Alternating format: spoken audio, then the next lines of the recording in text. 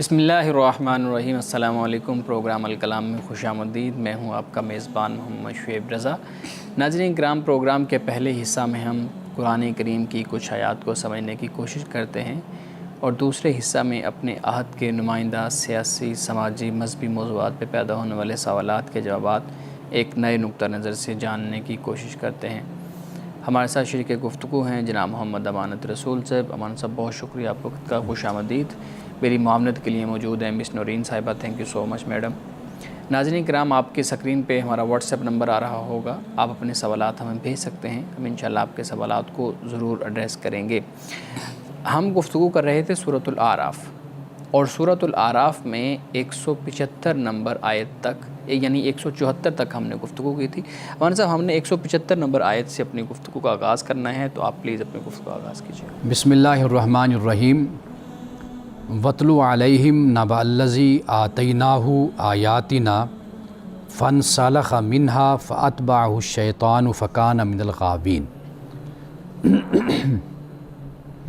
اور انہیں اس شخص کا حال سناؤ، یعنی ان لوگوں کو، قریش کو، جس کو ہم نے اپنی آیتیں دی تھیں تو وہ ان سے نکل بھاگا، پس شیطان اس کے پیچھے لگ گیا اور وہ گمراہوں میں سے ہو گیا۔ اب یہاں بات تو ایک شخص کی ہو رہی ہے، لیکن اس سے مراد فرداً جو بنی اسرائیل کے لوگ ہیں ان کے بارے میں یہ بتایا جا رہا ہے۔ شاید اس پہ پہلے بھی ہم نے مختصراً بات کی تھی کہ روایات میں جو ذکر آتا ہے، مفسرین نے لکھا، وہ بلعم بن باعورہ، اس کا ذکر آتا ہے، ایک شخص کا ذکر آتا ہے۔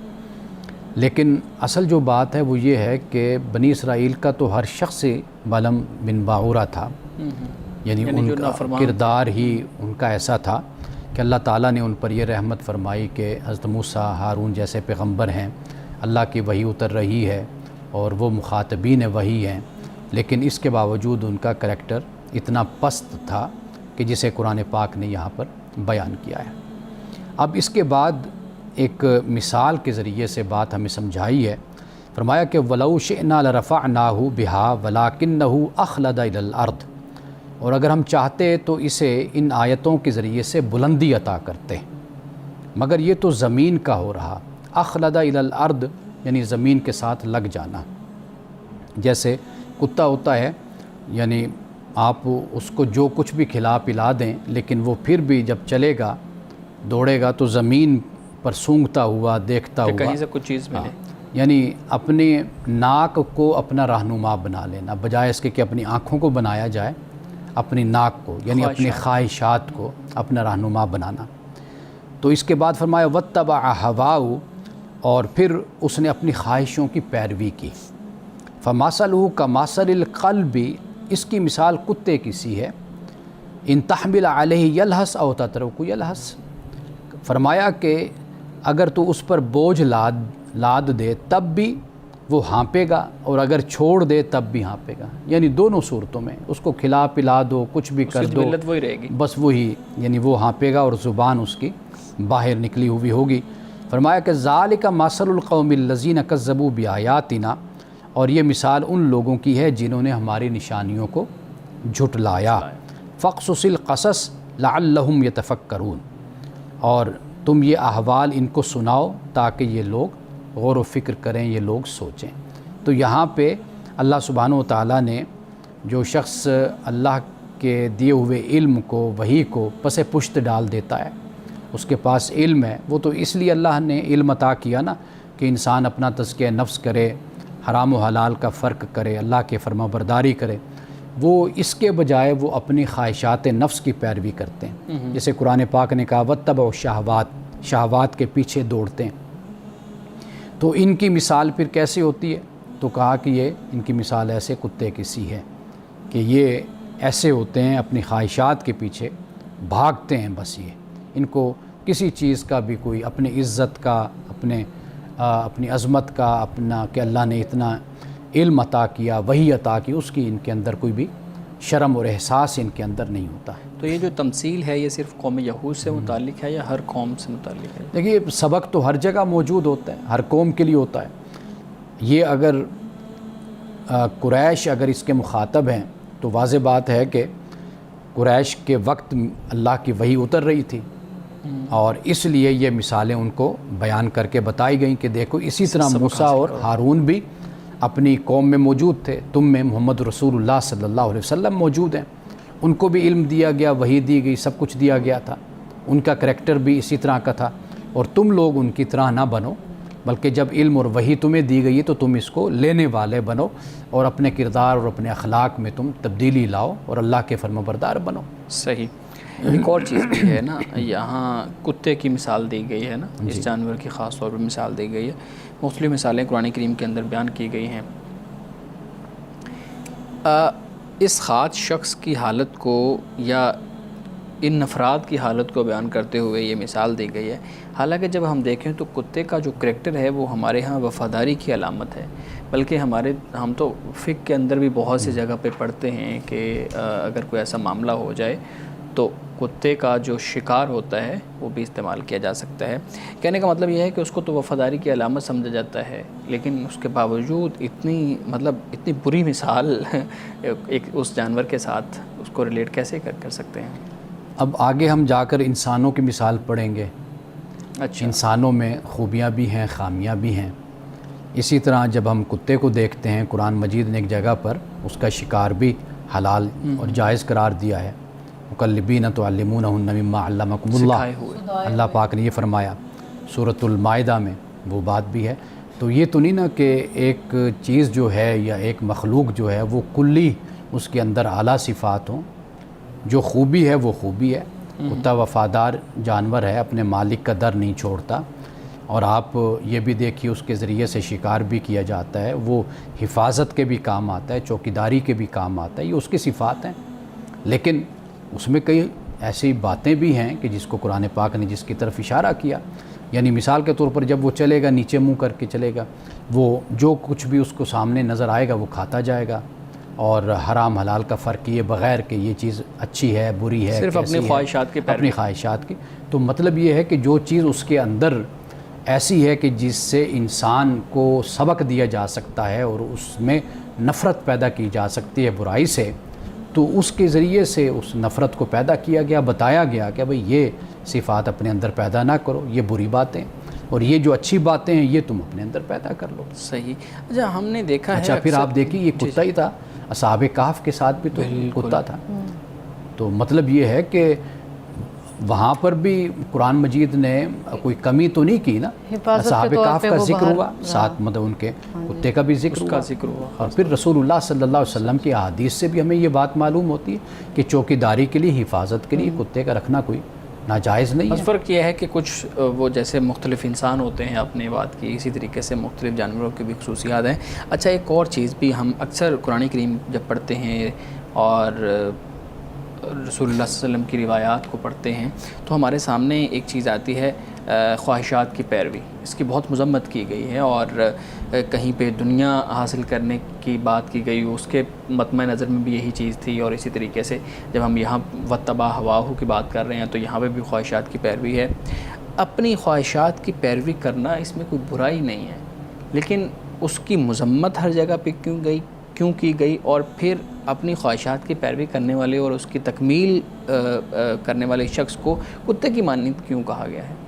دیکھیے خواہشات کی پیروی یہ ایک علیحدہ بات ہے، خواہشات کو ترجیح دینا اور ان کو پریفر کرنا اللہ کے حکم پر، اللہ کے احکام پر اور اللہ کے دین پر، یہ دو چیزیں بالکل مختلف ہیں۔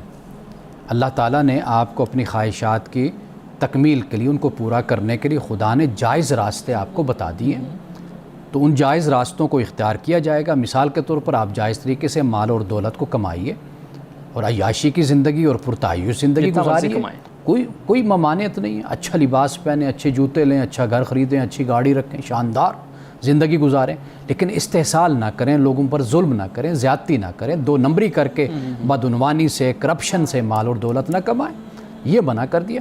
اسی طرح انسان کی جنسی خواہش ہے، اللہ تعالیٰ نے اس کے جائز راستے رکھے۔ آپ اپنی جنسی خواہش کی تکمیل کے لیے اگر خدا کے حکم کی نافرمانی کر رہے ہیں تو واضح بات ہے کہ وہاں پر گرفت ہوگی۔ اللہ تعالیٰ اصل میں جب اس کی مذمت کرتا ہے تو یہ اس طرح ہے کہ جیسے ایک گھوڑا ہوتا ہے سرکش اور بالکل بے لگام گھوڑے کی طرح، سرکش گھوڑے کی طرح دوڑنا اور اپنی خواہشات کی تکمیل کرنا، در حقیقت یہ ہے قابل اعتراض بات جو قرآن مجید نے بیان. یعنی مثال کے طور پر دیکھیے فرمایا فخلف من بعدہم خلف اضاعوا الصلاۃ واتبعوا الشہوات. اب یہاں پر دو باتوں کو بیان کیا، نمازوں کو ضائع کرتے ہیں، خواہشات کی پیروی کرتے ہیں. اگر آپ نمازوں کو قائم کرتے رہیں اور نمازوں کے تابع رہ کر آپ اپنی خواہشات کی تکمیل کرتے رہیں تو واضح بات ہے کہ پھر وہ جائز راستہ اور طریقہ ہی آپ اختیار کریں گے. اصل میں مسئلہ یہ ہے کہ خواہشوں کو پورا کرنے کے لیے ہر چیز کو اپنے پیروں تلے روندتے چلے جانا، ہر جیسے آپ نے بتایا اللہ کہ تعالیٰ کی نافرمانی احکام کو جو ہے اس کو اپنی خاطر میں نہ لانا. تقابل بس آپ کر لیں، یعنی جہاں پہ اللہ کا حکم آئے تو سر تسلیم خم بس اپنے سر کو جھکا دیں. تو یہ اللہ آپ سے ڈیمانڈ کرتا ہے، یہ اللہ کا تقاضا ہے. بالکل صحیح. جی اس سے آگے فرمایا ساء مثلا القوم الذین کذبوا بآیاتنا وانفسهم کانوا یظلمون. کیسی بری مثال ہے ان لوگوں کی جو ہماری نشانیوں کو جھٹلاتے ہیں اور وہ اپنا ہی نقصان کرتے رہیں. اب اس کے بعد فرمایا من یہد اللہ فہو المہتدی. اللہ جس کو راہ دکھائے وہی راہ پانے والا ہوتا ہے. ومن یضلل فاولئک هم الخاسرون. اور جسے وہ بے راہ کر دے یا گمراہ کر دے تو اسے پھر کوئی وہی ہیں کہ جو پھر نقصان اٹھانے والے ہوتے ہیں. یہ سوال میرا ہے کہ اللہ کیسے ہدایت دیتا اور گمراہ کیوں اپنے، یعنی ہم خود پڑھ رہے ہیں نا، اس کی بھی ذرا وضاحت کریں کیسے ہدایت اور کیسے گمراہی. اچھا اس سے پہلے اگر کوئی سوال ہو، کیونکہ یہ جو آیت ہے یہ ہماری دوسری بنتی ہے، لیکن یہیں سے ہم بات کو پھر شروع کر لیتے ہیں. جی جی پلیز. یعنی اللہ سبحانہ و تعالیٰ کا جو ہدایت دینے کا نظام ہے نا، اس میں جبر نہیں ہے. اللہ سبحانہ و تعالیٰ نے ہر انسان کو اختیار دیا ہوا ہے. اگر کوئی ہدایت پر چلنا چاہتا ہے تو خدا اس پر دلالت کو، گمراہی کو مسلط نہیں کرتا. جو گمراہی پر چلنا چاہتا ہے اللہ اس پر ہدایت جبراً اس کو نہیں دیتا. تو یہ دونوں کے لیے راستے اللہ سبحانہ و تعالیٰ نے کھولے ہوئے ہیں. تو لہٰذا یہاں پر جو یہ فرمایا کہ جسے اللہ ہدایت دیتا ہے، یعنی جو اللہ کے راستے پر چلنے والا ہے حقیقت میں وہی ہدایت یافتہ ہوتا ہے. جو اللہ کے دین پر، اللہ کے بتائے ہوئے راستے پر جو چلتا ہے وہ اصل میں وہی ہدایت یافتہ ہے. اور جو اللہ کے دین کو، اللہ کی ہدایت کو چھوڑ دیتا ہے، یہ وہ لوگ ہیں کہ جو نقصان اٹھانے والے ہیں. لیکن یہ بات تو اگر کوئی اس پہ کاؤنٹر کرتا ہے کہ بھی بندے نے تو خود چن لیا کہ میں نے راہ ہدایت پہ چلنا ہے، تو پھر اللہ تعالیٰ کا اس میں کیا رحمت اور برکت ہوئی؟ وہ تو اس کی اپنی سلیکشن ہے، اور جس نے گمراہی کو چنا وہ بھی اس کی اپنی سلیکشن ہے. تو پھر اللہ تعالیٰ کا جو ایک سپرمیسی ہے جو جس طرح بیان کیا گیا ہے، اعتراض کے پوائنٹ آف ویو سے میں کہہ رہی ہوں، وہ کس طرح پھر ثابت ہوتی ہے کہ تو سارا کچھ تو بندہ خود ہی کر رہا ہے. دیکھیے بندہ جو کر رہا ہے اسی پر ہی تو پابندی نہیں ہے نا کہ بندے سے اللہ تعالیٰ جبراً کچھ نہیں کروا رہا. اور اسی چیز کا تو جواب لیا جائے گا. اصل بنیادی بات یہی ہے. یعنی جو شخص جو طلب کر رہا ہے نا، جو طالب ہے جس چیز کا، اس کو وہ چیز مل جاتی ہے. اللہ تعالیٰ اس کو وہ عطا کر دیتا ہے. یعنی ہدایت دیتا ہے اللہ تعالیٰ کسے؟ جو ہدایت کا طلبگار ہوتا ہے. اور گمراہی اسی کو ملتی ہے جو گمراہی پر چلنے والا ہے. تو یہ اللہ سبحانہ و تعالیٰ کا جو نظام ہے، نظام مشیت آپ اس کو کہہ لیجئے، قانون مشیت اس کو کہہ لیجئے، وہ یہی ہے کہ جو بھی جس راہ پر چلنا چاہتا ہے اس پر کوئی پابندی اس کی نہیں ہے. باقی دیکھیے عربی زبان کا اپنا ایک اسلوب ہوتا ہے، بات کہنے کا ایک انداز ہوتا ہے. قرآن مجید میں کئی مقامات پر یہ انداز اختیار کیا ہے. اللہ نے پہلے ان کے کریکٹر کو بیان کیا ہے، اس کے بعد پھر اللہ تعالیٰ نے ہدایت اور گمراہی کی بات کی ہے. یہاں پر بھی بالکل وہی اسلوب ہے. پہلے اس قوم کی سرکشی، بغاوت، نافرمانی کا ذکر کیا، پھر اس کے بعد اللہ تعالیٰ نے ہدایت کا ذکر کیا. اسی طرح پہلے پارے کو سورۃ البقرہ کو جب ہم اٹھاتے ہیں وہاں پر بھی ان الذین کفروا سواء علیہم انذرتم ام لم تنذرہم لا یؤمنون ختم اللہ علی قلوبہم وعلی سمعہم وعلی ابصارہم غشاوہ.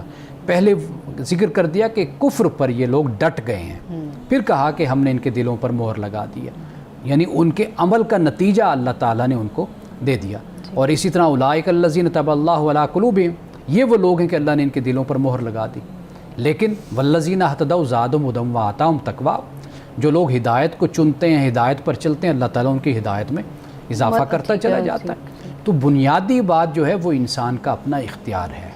اور یہاں پہ بھی تو ہم دیکھ رہے ہیں نا کہ آیت نمبر 178 میں جس کی ہم بات کر رہے ہیں، یہ رسول اللہ صلی اللہ علیہ وآلہ وسلم کو ایک تسلی بھی کہہ لیں وہ دی جا رہی ہے کہ یہ ایسا نہیں ہے کہ آپ ان کو زبردستی اس چیز کی طرف لے کے آئیں، ہدایت کی طرف لے کے آئیں، یا آپ اب قریش جو نافرمانی کر رہے ہیں آپ ان کو زبردستی یا مجبور کر کے اس طرف لے کے آئیں، بلکہ جس نے ہدایت حاصل کرنی ہے وہ راستہ اس کے سامنے واضح ہے، وہ ہدایت حاصل کرنے کا، اور جس نے ہدایت حاصل نہیں کرنی وہ خسارے والے ہیں، وہ ہدایت حاصل ایک اور بات بھی یہاں پر ہے نا، وہ یہ ہے کہ انسان اپنے آپ کو سمجھتا ہے کہ میں درست ہوں، میں صحیح ہوں، میں صحیح راستے پر ہوں، میں ہدایت یافتہ ہوں، انسان کا اپنا خیال ہوتا ہے، تو خدا نے انسان کے اس خیال کو بھی رد کر دیا ہے کہ صحیح انسان وہی ہے، صحیح راستے پر وہی ہے، ہدایت پر وہی ہے جو خدا کے دیے ہوئے راستے پر ہے، خدا کے دیے ہوئے دین پر ہے۔ یعنی مثال کے طور پر کفار و مشرکین تھے، وہ اپنے آپ کو یہی کہتے تھے نا کہ ہم صحیح راستے پر ہیں، تو اللہ نے یہ کہا کہ بھئی ہدایت پر وہی ہے جسے اللہ ہدایت دیتا ہے،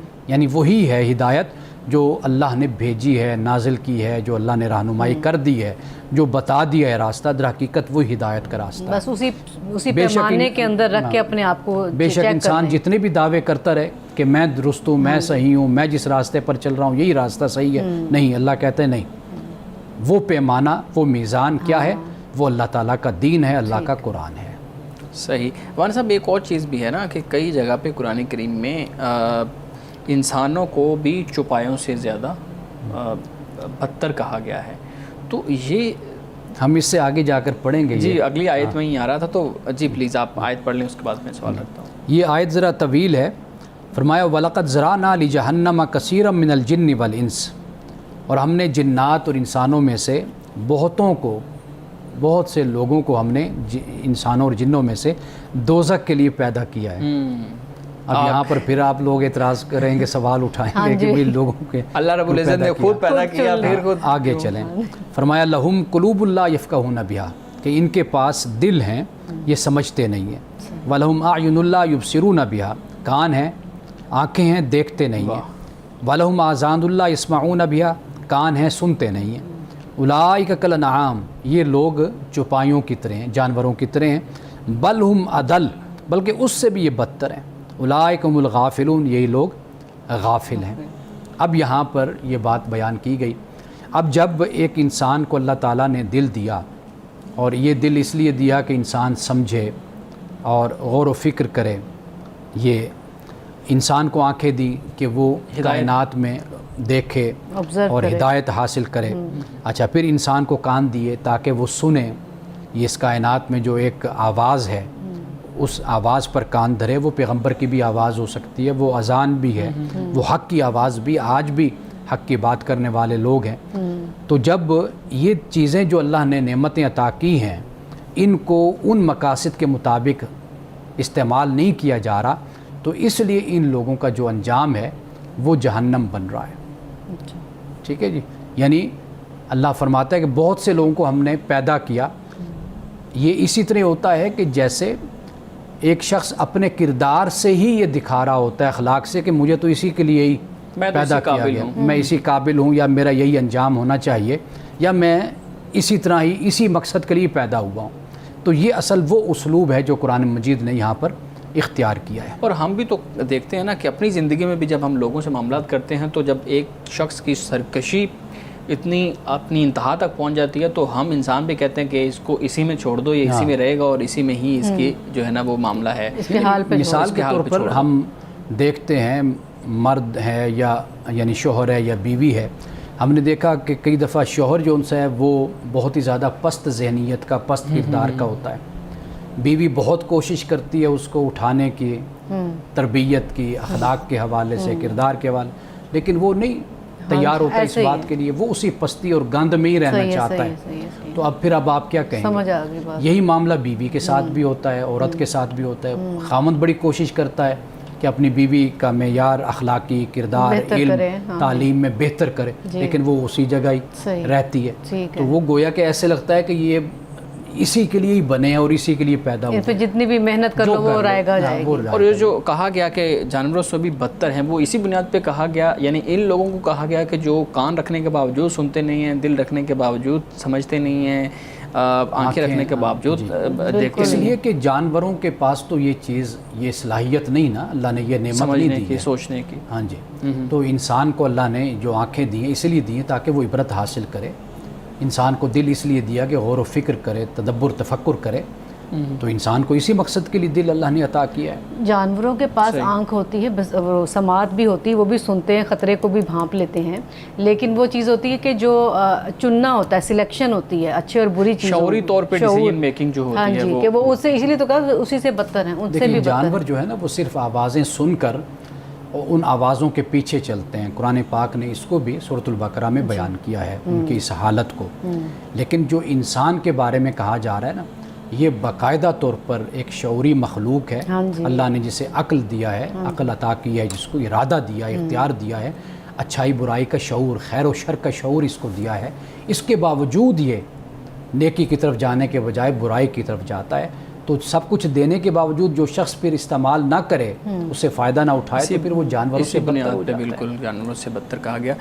جانور سے کیسے بدتر ہے، یعنی بعد انسان جانوروں سے کیسے بدتر ہیں. اور صاحب آپ نے بات کی کہ جانور جو ہے نا وہ شعوری طور پہ سلیکشن کی قوت اور ارادہ نہیں رکھتے، جبکہ انسان کو یہ جو ہے نا وہ صلاحیت دی گئی ہے. ہم نے دیکھا ہے کہ جانور بھی یہ شعوری طور پہ یہ چیزیں کرتے ہیں. مثال کے طور پہ انہوں نے اپنے پارٹنر کی سلیکشن کرنی ہے، بچوں کو خوراک دینے کی جو ہے نا وہ معاملہ کرنا ہے، تو بہت ہی آخری لیول تک جا کے وہ اپنا چیزوں کو سلیکٹ کرتے ہیں اور چیزوں اپنی معاملہ طے کرتے ہیں. تو یہ کہنا کہ جانور اس طرح سلیکشن نہیں کرتے یا ان کے اندر شعوری طور پہ یہ مادہ نہیں ہوتا، یہ بڑی میرے خیال میں حیران کن بات لگ رہی ہے.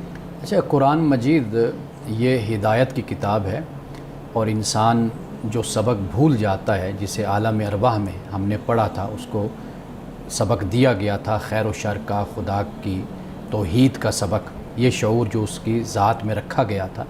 قرآن مجید کا در حقیقت وہ پیش نظر بات ہے، یعنی نیکی، برائی، خیر، شر، اچھائی، ہدایت، گمراہی، یہ بنیاد ہے جو قرآن پاک جس کو ہمیشہ اپنا موضوع بناتا ہے.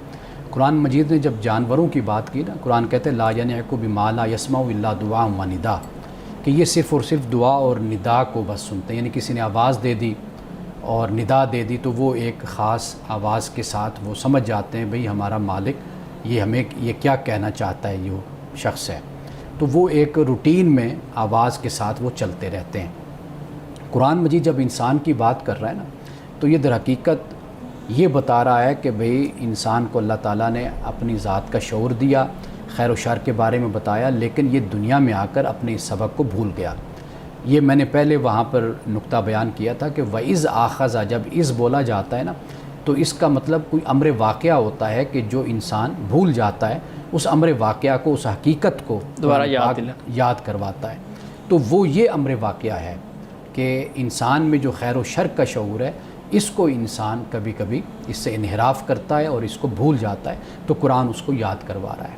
بالکل. تو لہٰذا اس لیے وہ جو آپ بات کہہ رہے ہیں وہ بالکل اس سے مختلف بات، یعنی وہ اس میں دیکھیں نا، جانور کو پتہ ہے کہ اس نے کس سے بچنا ہے. اب مثال کے طور پہ ہرن ہے، اس کو پتہ ہے کہ شیر مجھے شکار کرے گا، وہ ایسے جانوروں کے اندر رہنا کوشش کرتا ہے، پسند کرتا ہے جہاں پہ اس کو نقصان نہیں ہے. جبکہ اسی طریقے سے باقی جانوروں کو بھی پتہ ہے کہ ہمیں کس کس سے نقصان ہے. تو یہ بھی تو ایک شعوری جو ہے نا وہ لیول ہی ہے ان کا. دیکھیے حدیث میں ایک مقام پر آتا ہے کہ قیامت کے دن جس بکری نے دوسری بکری کو پاؤں مارا ہوگا، ٹھڈ جس کو کہتے ہیں، وہ مارا ہوگا، کل قیامت کے دن اللہ اس سے بھی پوچھے گا. یعنی وہ عدل کا جو معیار ہے خدا کا، وہ اللہ اس دن حشر کے دن، آخرت کے دن وہ قائم کرے گا. یہ بیان ہوتا ہے. تو اس لیے جو قرآن کا اصل موضوع ہے وہ ہے انسان کو بتانا کہ یہ پیغمبر کی تعلیم ہے یا اللہ کی وحی ہے، اس کو تم نے اختیار کرنا ہے. اپنے آپ کو اخلاقی جو انسان کا وجود ہے اس پر تم نے توجہ کرنی ہے، اور جو اچھائی برائی کا فرق تمہیں بتایا گیا ہے اس کو تم نے سمجھنا ہے اور اس پر تم نے عمل کرنا ہے. یہ در حقیقت موضوع ہے جہاں پر یہ آیت بیان کی گئی ہے. یہاں ایک اہم بات جو میں بیان کرنا چاہ رہا تھا وہ یہ تھا کہ قلوب کا لفظ استعمال ہوا نا، قلب، جی جی، اور اس پر بھی ممکن ہے ناظرین بھی سوچیں کہ قلب سوچنے کے لیے تو نہیں ہوتا، ذہن ہوتا ہے لہم قلوب لا یفقہون جی جی، بہا، لیکن قرآن پاک نے 2 لفظ استعمال کیے، ایک قلب کا اور ایک فؤاد کا۔ جی قلب کا جو لفظ ہے جس کی جمع قلوب ہے، یہ وہ انسان کے اندر صلاحیت ہے جو سوچنے سمجھنے کی صلاحیت ہے، ٹھیک ہے، اس کے لیے قرآن قلب کا لفظ استعمال کرتا ہے۔ جو انسان کے جذبات ہیں، احساسات ہیں، انسان میں نفرت ہوتی ہے، انسان میں محبت ہوتی ہے، حسد ہوتی ہے، یہ جو جذبہ انسان کے اندر ہوتے ہیں، اس کے لیے قرآن پاک نے فؤاد کا لفظ استعمال کیا ہے۔ اچھا، اور اس لیے سورۃ بنی اسرائیل میں فرمایا ان السمع والبصر والفؤاد کل اولئک کان عنہ مسئولا، فرمایا کہ جو بصارت ہے، جو سماعت ہے اور جو فؤاد ہے، یعنی یہ جو تمہارے جذبات، احساسات اور یہ جو ہے، اس کے بارے میں، ان سب کے بارے میں کل قیامت کے دن انسان سے سوال ہوگا، انسان سے پوچھا جائے گا۔ تو لہٰذا جو قرآن پاک میں قلوب کا لفظ استعمال ہوا، یہ در حقیقت انسان کی وہ صلاحیت ہے کہ جو سوچنے اور سمجھنے والی صلاحیت ہے، اس لیے کہ قلب کا جو مطلب ہوتا ہے نا، وہ الٹ پھیر کرنا ہوتا ہے۔ آپ انقلاب کا لفظ استعمال کرتے ہیں نا، جی جی، تو انقلاب بھی اسی سے ہوتا ہے، الٹ پھیر کر دینا، تو یہ قلب بھی اسی سے۔ الٹ پھیر سے مراد کیا ہے؟ آپ جب سوچتے ہیں آپ چیزوں کو اسی طرح گھماتے ہیں، اوپر نیچے کرتے ہیں، پھر آپ کسی نتیجے تک پہنچتے ہیں۔ رسول اللہ صلی اللہ علیہ وسلم کی دعا ہے یا مقلب القلوب قلب قلوبنا، جی کہ اے دلوں کو پھیرنے والے ہمارے دلوں کو پھیر دے۔ تو انقلاب، قلب، یہ اصل میں اس کا مطلب پھیرنا ہوتا ہے۔ صحیح، بہت شکریہ، بہت شکریہ مانی صاحب، بڑی پرمغز گفتگو ہے، جتنا اس کو چلایا جائے وہ چلتی جائے گی، لیکن ایک بہت اہم ایک ایسی ایک ہمارے پارلیمنٹ میں پچھلے دنوں ایک قانون پاس ہوا، اور میں چاہ رہا ہوں کہ میں آپ کی اس پہ رائے لوں تاکہ ہم جان سکیں کہ وہ جو ریاست کا فیصلہ تھا وہ اس پہ آپ کی کیا رائے ہے۔ مختلف لوگ اس پہ مختلف طرح کی آراء دے رہے ہیں، کچھ اس کے حق میں بھی ہیں، کچھ اس کی مخالفت میں بھی ہیں۔ ایشو یہ ہے، یعنی وہ جو قانون پاس ہوا ہے وہ یہ ہے کہ پہلے فیڈرل کے اندر پاکستانی ریاست نے 16 سال عمر رکھی ہوئی تھی کہ اس سے پہلے شادی نہیں ہو سکتی، اب اس کو 18 سال کر دیا ہے، اور یہ کہا ہے کہ لڑکا اور لڑکی دونوں 18 سال سے پہلے اگر شادی کریں گے تو اس کو، یعنی کوئی ان کی شادی کروائے گا تو اس کو جرم تصور کیا جائے گا، چاہے وہ نکاح خواہ ہیں، چاہے وہ رجسٹر والا ہے، چاہے وہ والدین ہیں، تو ان کو پھر بطور مجرم سزا دی جائے گی۔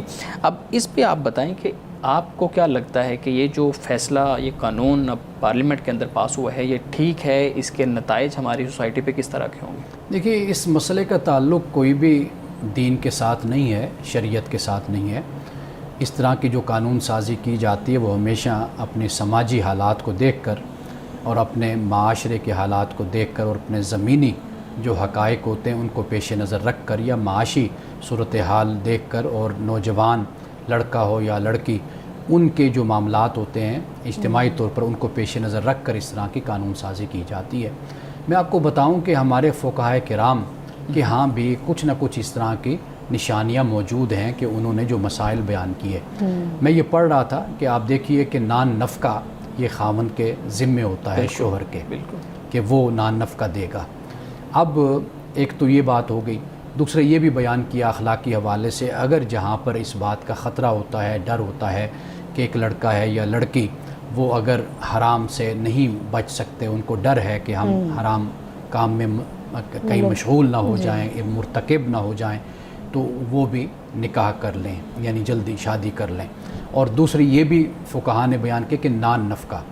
اب اگر ہم یہ دیکھتے ہیں کہ ہمارا ایک بچہ ہے وہ 18 سال سے کم عمر کا ہے، تو وہ نان نفقے کی پوزیشن میں نہیں پہنچتا، یا دیگر صورتحال ایسی ہوتی ہے کہ وہ اتنی بڑی ذمہ داری اٹھانے کے لیے تیار نہیں ہوتا، تو ایسے حالات میں اگر ریاست کوئی قانون سازی کرتی ہے تو اس کے بارے میں کوئی بھی آپ کو دین کی طرف سے پابندی نہیں ہے کہ آپ اس پر قانون سازی نہیں کر سکتے، قانون سازی کی جا سکتی ہے۔